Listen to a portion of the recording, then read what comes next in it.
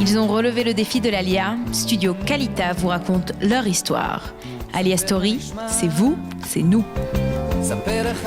Salut à tous, bienvenue, on est ravis de vous retrouver. Moi, je suis ravie de vous présenter mon invitée du jour. Elle s'appelle Yael Ifra. Alors aujourd'hui, elle est attachée parlementaire, mais ça n'a pas toujours été le cas. Elle a fait plein de choses dans sa vie avant d'arriver en Israël. Et depuis qu'elle est en Israël, on va en parler. Bonjour Yael. Bonjour. Ravie de vous accueillir. Je suis ravie d'être ici aussi. Voilà. Alors, l'Alia, ça fait 2 ans et demi pour vous. Exactement. Et pourtant, on a l'impression que ça fait une vie entière. C'est un peu ça. C'est un concentré d'expériences très stimulantes et qui remettent beaucoup en question l'idée qu'on se fait de soi-même. Et ouais, c'est assez merveilleux. Alors, vous êtes là depuis 2 ans et demi. Qu'est-ce qui a déclenché votre alia ? Vous étiez vous êtes née dans une famille sioniste. Vous étiez pratiquante. Vous avez eu, une illumination soudaine. Alors non, pas d'illumination, mais tout ce que vous avez dit avant, oui. Je viens d'une famille pratiquante, d'une famille surtout militante, des militants communautaires, des EI du Maroc. Mon grand-père était le chamash de la synagogue du Dej. J'ai grandi au Dej. J'ai été aux EI. Mes parents sont des EI et on a été élevés, bien entendu, dans des communautés sionistes. D'accord, donc Israël était présent, on va dire, dans le discours familial. Absolument. Bah alors, ok, mais pourtant vous avez vécu toute votre vie en France, à Paris. Qu'est-ce qui vous a déclenché ? Parce que vous êtes venu en famille, avec 3 enfants, des jeunes filles, pas toujours évident à cet âge-là de faire le pas. Un mari qui était prof de fac. Alors d'abord, j'ai tenté de faire ma alia un peu plus tôt. Après avoir terminé mes études à l'ESCP en école de commerce, je suis venue, j'ai fait l'Ulpan, j'ai travaillé comme serveuse dans une pizzeria de Jérusalem. C'était en quelle année tout ça ? Ça fait super longtemps. Devait être en 92, quelque chose comme ça, un peu après la guerre du Golfe. Et j'ai essayé de trouver du travail. Et en fait, je connaissais personne. Je voulais travailler dans la production cinéma. Et donc, j'ai passé, 6 mois, 8 mois toute seule ici. C'était super. C'était une très bonne expérience. Et puis finalement, j'ai pas trouvé. Donc, je suis rentrée en France. Et après, j'ai commencé à travailler chez Sony Music et j'ai commencé une autre carrière. Donc, ça a jamais quitté. Israël, on a oublié. Pas du tout oublié, non, mais c'était plus le moment. Voilà. Bon, alors, et puis la vie avance. Donc, tu travailles chez Sony Music. Je crois que tu es au département vidéo, on va dire ça comme ça. Production vidéo. Tu fais des clips publicitaires. Enfin, bref, c'est la folie, quoi. La belle époque des maisons de disques. Exactement. Et tu t'épanouis et tu es très heureuse dans ce milieu-là. Et puis, patatrac, licenciement. La crise du disque, voilà, toute l'industrie qui s'effondre en quelques années, une grosse catastrophe industrielle. On est tous licenciés. Et moi, je me dis, qu'est-ce que je vais faire de ma vie ? Bon, là, c'était vraiment au moment où je venais d'avoir ma première fille, Déborah. C'était pas le moment de partir. Mon mari était en train de construire sa carrière universitaire. Donc, j'ai dit, je vais ouvrir un restaurant. Ça avait toujours été ma passion. J'adore manger. Donc, j'ai passé mon CAP de cuisine à Ferrandi. Oui, sérieuse. Elle adore manger, mais elle est sérieuse quand même, parce que tous ceux qui aiment manger ne passent pas de CAP de cuisine forcément. Ah non, j'ai fait les choses bien. Ouais. C'est sympa. Ouais, c'était super. Franchement, une expérience magnifique. Et puis j'ai eu mon diplôme, j'ai trouvé des investisseurs, j'ai monté mon business plan et j'ai ouvert mon restaurant en 2009. D'accord. Qui s'appelait Yayin, qui était le premier bar à vin cachère du monde, la plus grande carte de vin d'Israël du monde. Donc ça a retissé mon rapport avec Israël parce que dans les années précédant l'ouverture, je suis venue visiter plein de vignobles en Israël. J'ai goûté les vins, j'ai rencontré tout le monde. Et voilà, ça a encore renforcé. Donc j'avais une identité israélienne dans mon restaurant. Alors tu as goûté les vins, mais tu n'étais pas onologue. C'était juste, tu te basais sur ton impression personnelle ? On va dire que je me suis auto-formée. Okay. Et maintenant, ça m'arrive souvent de donner des conférences sur le vin. J'ai accompagné un groupe de banquiers du Crédit Agricole il n'y a pas longtemps pour faire un wine dinner chez Carmel. Et puis, je suis devenue une sorte de spécialiste des vins d'Israël. D'accord, donc ça a retissé ton rapport. Parfois, le rapport avec Israël, il se noue de différentes façons. Les chemins sont incroyables. Ah, tout à fait. C'est toujours intéressant d'écouter les parcours. Alors, le restaurant, ça dure 5 ans. Oui. Ça galère pas mal quand même, il faut bien le dire. C'était un peu dur. C'était un restaurant un peu trop avant-gardiste pour l'époque, on va dire. Ceux qui passaient la porte étaient conquis, mais avant d'y arriver, c'était compliqué. C'était un peu ça. Ou alors non, il y avait ceux qui passaient la porte et qui pouvaient les manger juste une entrecôte avec des frites. Et c'était pas du tout ça. C'était de la nouvelle cuisine juive. C'était des cuisines juives du monde revisitées en gastro. Il y avait du gefilte fish au lait de coco, il y avait un bar flambé à l'arac, il y avait le millefeuille de rose des sables avec la crème au thé à la menthe. C'était du bistronomique. Et on va dire qu'en cachère, ça séduit pas toujours, quoi. Voilà, on va dire ça gentiment. Donc, au bout de 5 ans, tu fermes. Oui. À regret, j'imagine. Au début, oui, mais après, finalement, j'avais épuisé l'expérience. C'était bien. Ouais, c'est une femme de projet, Yael Ifrin. On l'aura compris. Donc, 5 ans passent, etc. Israël, c'est de nouveau sur le... Oui, j'étais en fait dans un moment où il y a eu une espèce d'appel d'air, où je faisais rien de spécial. Je me suis reposée parce que j'avais énormément travaillé pendant 5 ans. Et puis mon mari, qui est très intelligent, m'a dit « écoute, on va partir ». Et alors ça, c'est incroyable, parce que ton mari n'a pas forcément un rapport immédiat avec Israël. Moins que moi, en tout cas. Voilà. Mais voilà, c'est lui qui a pris cette sage décision. Peut-être que j'aurais pas eu le courage. Je peux pas dire, c'est compliqué à dire. Il était en pleine carrière professionnelle. Enfin, il était très bien installé, il était prof de fac, reconnu. Il est toujours. Oui, bien sûr. Toujours, oui, bien sûr. Mais il m'a dit, je pense que c'est ce qu'il faut pour notre famille, c'est le moment. Donc vous partez. Ouais. Et vous arrivez à Jérusalem. Exactement. Alors ça aussi, c'est un choix bizarre, parce que quand on est un peu branché, pas forcément religieux ni pratiquant, on n'a peut-être pas envie d'aller à Jérusalem. Alors, on est pratiquant, mais bon, ça peut se faire partout en Israël. Pour moi, c'est pas du tout un problème. Moi, j'aime beaucoup Jérusalem. C'est ce qu'on se disait avant l'émission. Je trouve qu'il y a une atmosphère qui est vraiment très particulière. C'est une ville cosmopolite, sans être une métropole bourdonnante. J'aime beaucoup les gens de Jérusalem. Ils sont très authentiques. Ils ont quelque chose d'européen. Et j'aime bien qu'il y ait des saisons, qu'il y ait un hiver. J'ai pas envie d'être en short toute l'année. J'aime beaucoup Jérusalem. C'est vraiment un endroit exceptionnel. C'est vraiment une grande chance d'habiter Jérusalem. Les gens sont moins matérialistes ? C'est ce qui me semble. Moi, en tout cas, dans ceux que j'ai rencontrés des gens dont j'ai appris par la suite qu'ils étaient milliardaires. Et ça se voyait pas du tout dans leur ophi, comme on dit en hébreu, dans leur façon d'être. Je trouve qu'il y a des qualités humaines qui sont vraiment qui sont peut-être plus incarnées qu'ailleurs en Israël. Ouais. Ça vous touche. Mais toute la famille pense pareil.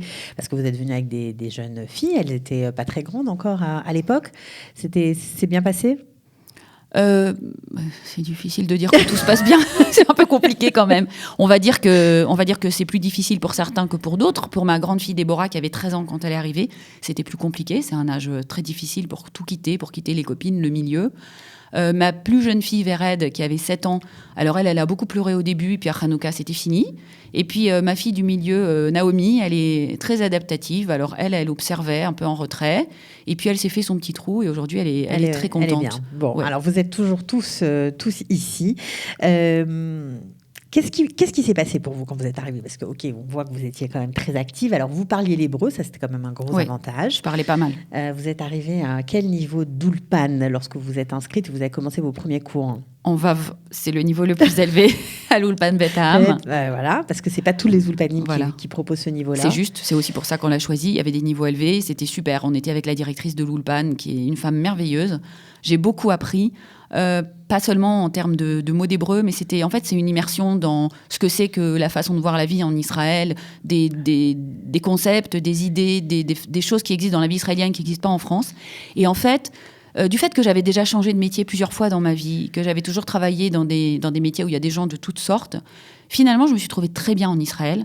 C'est compliqué à exprimer, c'est-à-dire à la fois, il y a un déracinement. On est loin de tout. Et moi, au début, ce qui était très difficile pour moi, c'était les odeurs, la nourriture, l'air. Quand on sort dans la rue, autre chose, quoi. C'est pas Paris, hein. Tout était différent. Et j'avais un sentiment de déracinement et d'étrangeté très compliqué à gérer, en particulier le premier hiver, quand on s'habitue pas au fait qu'il fait nuit noire à 5 heures de l'après-midi. Il y a des gens qui trouvent que avoir le rythme des fêtes juives, c'est merveilleux. C'est à la fois merveilleux, c'est très déracinant quand on est habitué à avoir vécu d'une certaine façon à la marge d'une société différente. D'avoir intégré, d'être une minorité, de se retrouver Tout à fait. soudain Ouais. en majorité, ça fait bizarre. Ça fait très bizarre. Et puis, par exemple, je sais pas, moi, j'aime pas l'aspect commercial des fêtes ici. Ça me saoule qu'ils mettent les beignets Tranouka 1 mois et demi avant. Je trouve ça ridicule. Je trouve qu'ils ont fait la même chose que Noël en France. Donc ça, c'est pas un truc que j'ai... Bon, après, ça y est, maintenant, je fais plus attention. Mais la première année, je me sentais complètement... J'avais l'impression de flotter en permanence. Disons jusqu'à la fin de l'hiver. Et puis, après, j'ai dit, bon, bah là, on est là, donc il faut y aller, quoi. Il n'y a pas le choix. Donc, je me suis inscrite pour faire une formation en hébreu. Au Mati de Jérusalem, qui est une association, enfin une organisation un peu comme la Chambre de commerce et d'industrie, qui fait de l'aide pour les entrepreneurs, aussi de l'aide pour les Français d'ailleurs, il faut le dire, Exact. parce qu'ils ne le savent pas, c'est génial le Mati, Ouais, c'est super professionnel. tout à fait. Il y a Et le des Mati gens- de Jérusalem est le meilleur d'Israël, il faut le savoir. Ah ben ça, je Ouais, ne le ils savais ont pas. une excellente réputation. Donc, comme je te racontais avant l'émission, je suis arrivée au premier cours, c'était que des Israéliens, des gens qui voulaient ouvrir des restaurants. À l'époque, je ne savais pas Donc trop. là, je me disais... t'étais quoi, juste après l'Ulpan, 6 mois d'Ulpan? J'ai juste commencé après. en janvier. Mais non, j'étais encore à l'Ulpan, parce que moi, Ah, j'étais t'étais sur encore 2 à jours l'Ulpan. par semaine. Ça a duré toute l'année. Donc t'avais du Voilà. temps. Voilà, j'avais du temps. Et puis, je suis arrivée au premier cours, donc que des jeunes qui voulaient ouvrir des C'était restos. quoi comme formation? C'était Nihul Barim Vemisadot, ça veut dire gestion de restaurants et de bars. Donc, un truc de gestion que j'avais déjà... En fait, moi, le contenu, je l'avais déjà fait, puisque j'avais Mais déjà c'était eu un pour avoir restaurant. le vocabulaire, etc., etc. Et puis- C'était assez malin. C'est quoi un restaurant en Israël? C'est Bien pas du tout sûr. la même chose qu'en France. Ouais, aucun rapport. Et j'étais paralysée de peur. Je me suis assise à ma place. Après, ils ont fait un tour de table. Il fallait dire son nom. J'arrivais même pas à parler. Je me suis dit, ils vont tous voir que je suis ridicule, que je connais rien. Puis j'ai dit, voilà, je suis Yael Ifra, je suis Ola Hadasha. Voilà, ils ont passé à autre chose. Donc ça a été un truc assez finalement rafraîchissant pour moi. Je me suis dit, en fait, ils en ont rien à faire. Ça leur est bien égal qui je suis. Et ça libère. Ouais. Donc tu étais la seule française Oui. dans ce cours et donc tu as continué à perfectionner ton hébreu. Alors, ce que je trouve génial avec toi, c'est que tu as bossé malgré tout. Beaucoup. Beaucoup, parce que 2 fois par semaine, l'Ulpan, c'est bien. Niveau VAV, il y en a d'autres qui n'auraient même pas été à l'Ulpan. Mais toi, non seulement tu as été à l'Ulpan, et tu as continué, parce que tu me racontais que tous les matins, tu allais au café, alors ça j'adore, avec le journal, pour lire le journal. C'était une séance qui durait combien de temps?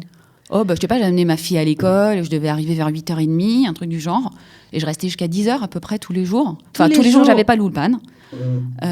J'étais hyper disciplinée, j'avais un cahier, je lisais le journal, je cherchais tous les mots que je connaissais pas dans le dictionnaire, je les notais, 1 fois par semaine, je repassais sur tous les mots, j'écoutais beaucoup la radio. Et ça, tu voilà. as fait ça pendant 1 an?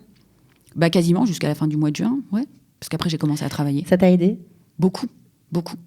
Je trouve que c'est pas seulement travailler, c'est s'astreindre à une discipline qui est très importante quand on est en Israël. Parce qu'en fait, il y a la déstructuration du temps de la vie, de la routine. Et cette déstructuration, il faut la gérer. C'est-à-dire, les gens se retrouvent jetés dans un moment où, en fait, ils n'ont plus rien à faire. Donc, à la fois, c'est un kiff, hein, c'est bien agréable. Bien sûr, bien sûr. Tout est changé, tous les repères sont changés. Voilà. On voit son mari tous les jours, puisque Voilà. personne ne travaille. On déjeune à la maison, Voilà. au lieu d'être dehors. Et il faut restructurer le temps, c'est hyper important. Il faut recréer des routines le plus vite possible. Il faut des routines familiales, il faut des routines personnelles, parce que sinon, c'est une espèce de spirale où on est... Je pense que c'est très compliqué, après, de réintégrer la société israélienne quand on a été un petit peu désocialisé comme ça pendant ce temps-là. Donc, cette astreinte que tu t'es fixée, non seulement ça t'a permis de perfectionner, alors vraiment de professionnaliser, on va même dire, ton Oui. hébreu, Oui. mais aussi ça t'a donné une ligne Bien sûr, de conduite. bien sûr. Voilà. Tout à fait. Il faut être très discipliné, il n'y a pas le choix. Et il faut comprendre, enfin, ça permet de changer son point de vue sur les choses. C'est-à-dire, c'est difficile à dire, mais il faut pas être dans la victimisation. Il faut prendre le pouvoir sur la LIA. Il n'y a pas le choix. De toute façon, sinon. Sinon, ça marche pas. Non. Bon, alors pour toi, ça marche. Pas tout. C'était un peu chaotique, on va dire, parce que tu as fait plein de trucs différents. Après tout ça, après ce Nihul, cette formation en Nihul, tu es rentré dans un Yekev. Voilà. Bon, j'ai vite décidé que je voulais pas ouvrir un Yek- restaurant en Israël. voilà. Je le dis très vite. C'est pas du tout pour moi. C'est très compliqué. Je dis pas pourquoi. Voilà. Yekev, c'est une cave à vin. Voilà. Un vignoble. Un vignoble, plutôt, qui se ouais. trouve dans le Ramat Golan, au sud du Ramat Golan, qui s'appelle le domaine Seror. J'ai trouvé ça par le biais du programme Gvaïm, parce que j'ai aussi fait le programme Gvaïm. pendant ce temps-là, le mois de février ou mars, je crois. On va tout savoir. Yael Ifra, c'est tout ce qu'il faut faire quand on fait son alia. J'ai tout fait, tout ce qu'on pouvait cocher comme case. Et par le biais de Gvaïm et de Michael Bensadoun et de Michael Golan, bref, je suis rentrée. Salue, d'ailleurs. Voilà, exactement. Je suis rentrée chez Seror, qui était un petit vignoble où il fallait, disons, faire un peu de marketing, un peu de branding. Voilà, je travaillais pour eux pendant 1 an. Et puis au bout d'1 an, j'ai quitté. Enfin, on s'est séparés, on va dire. Et puis voilà, je suis rentrée à la Knesset. Bon, alors ça, on va en parler. Une belle aventure, puisque tu es aujourd'hui attachée parlementaire. Oui. Incroyable, comment la vie prend des détours passionnants. On peut le dire. Voilà, on ça, peut le c'est dire. sûr. Bon, les enfants, ça va mieux là ? Oui, ça va mieux. Je tiens à dire aussi pour tous les gens qui sont arrivés, que la première année est moins difficile que la deuxième. Voilà, je veux dire que la deuxième année, c'est vraiment la plus difficile, en particulier en face de l'institution scolaire. Que pour les enfants, c'est le moment où ils comprennent qu'on ne va pas rentrer, qu'il faut s'intégrer à tout prix. Le niveau de langue est encore pas suffisant et le statut de Olé Khadash est déjà un petit peu usé. Et c'est très compliqué. Mais après, quand on passe la deuxième, la troisième, ça va mieux. Donc ça, vraiment, je veux le dire. Bon, c'est important, ça donne du courage. Oui. Voilà. Vous galérez peut-être, ceux qui nous écoutaient, mais ça passe. Oui, voilà. Ça passe. Donc, tu es ravie dans ta nouvelle activité. Tu bosses à la Knesset avec un député connu qui s'appelle Eli Elalouf, qui est président de la commission Santé et Travail et Affaires sociales. Une belle aventure. Ça fait combien de temps que tu y es ? Ça fait 4 mois à peu près. Donc c'est tout nouveau. Ouais, j'ai une chance inouïe, je ne sais même pas comment le dire. C'est extraordinaire, c'est merveilleux. Justement, la sioniste en moi, qui est pas non plus... je me balade pas avec le drapeau d'Israël toute la journée, mais il y a quelque chose qui palpite quand on rentre à la Knesset tous les matins. C'est très émouvant. Bon, on en parlera, mais la démocratie israélienne, c'est quelque chose d'incroyable. C'est vraiment très... Il y a des aspects affreux et il y a des aspects extraordinaires. Et c'est une chance inouïe. Je ne sais pas très bien comment je suis arrivée là jusqu'à aujourd'hui. Bon, j'ai beaucoup travaillé, c'est vrai, mais bon, il y a aussi de la chance, il y a aussi être au bon endroit, au bon moment. Ok, c'est un peu ça, le secret de la réussite d'une alia. Le meilleur souvenir avant de se quitter sur ces 2 ans et demi? C'est très compliqué. Ouais, c'est plein de choses. C'est des choses en famille. Je dirais que c'est la première nuit qu'on a passée dans notre nouvelle maison, parce qu'on a acheté une maison, qu'on a un citronnier avec un petit jardin, alors qu'on habitait une tour au 17e étage à Paris. Et que ça, c'est génial. Le jour où j'ai reçu le tableau, où ça disait que j'étais vraiment habitante de Jérusalem, ça m'a vraiment fait quelque chose. Bon, alors, il y a une chose dont on n'a pas parlé, par contre, c'est un blog. Parce qu'entre tout ça, toutes ces expériences professionnelles, ces apprentissages, tu t'es mis à créer un blog. Ouais, quand j'ai terminé avec le Yekev, ou un petit peu avant, j'ai eu en même temps j'ai eu une bourse du Mati pour les entrepreneurs. J'ai présenté un dossier et je l'ai obtenu. Et j'ai eu des sous pour pouvoir monter mon site internet. Et en fait, j'ai monté un blog qui est bilingue, hébreu-français, et qui est destiné... Tu dors la nuit, Yael ? Oui, je dors. Je te promets que je dors. Okay, d'accord. Ouais. Je me lève tôt, mais je dors. Ouais. Il est destiné à la fois aux professionnels israéliens qui veulent savoir ce qui se passe dans tout ce qui est tendance culinaire en France. Et il est destiné aux Français qui veulent savoir, qui veulent avoir des infos sur l'industrie, disons, de la restauration en Israël. Donc, c'est un blog de tendance. Et c'est un blog actif ? Tu écris souvent dedans ? J'écris régulièrement. Je ne peux pas dire que j'écrive tous les jours parce que c'est un boulot à plein temps. Okay. Mais oui, il est assez visité. Alors, on peut donner le nom du blog pour ceux qui sont fans de tendance, de cuisine, de découverte. Il s'appelle Le Menu Please. Le Menu Please. En un seul mot, ouais. Le Menu Please, comme Louis de Funès dans la cuisse. On adore. Donc, lemenuplease.co.il. D'accord. Voilà, donc c'est un site internet blog. Il y a une entrée en français avec tous les articles français et une entrée en hébreu avec tous les articles en hébreu. Il y a des liens, il y a des articles que je partage, il y a des choses que j'ai écrites moi. Voilà. Ouais. Il y a beaucoup de choses sur l'entrepreneuriat, comment ouvrir un restaurant en Israël, parce que c'est aussi une de mes spécialités. Parce que je donne aussi des sadnaot, voilà. Sur ça. Je donne des cours avec le Mati pour les Olim de France sur l'entrepreneuriat, le fossé culturel, comment entreprendre en Israël. Et il y a plein de trucs pour les restaurateurs. En 2 langues. Ouais. C'est ça qui est bien. Oui, en 2 langues. C'est ça qui est génial. Oui, tout à fait. Ok. Bon, alors si vous avez envie de découvrir un peu plus Yael Ifra, vous pouvez aussi vous connecter sur son blog, lire ses articles. C'est passionnant. Il y a plein de choses. On apprend plein de choses différentes. Voilà. Et puis on découvre aussi des lieux. Oui, oui, oui, oui. Voilà, Oui. donc ça c'est chouette aussi.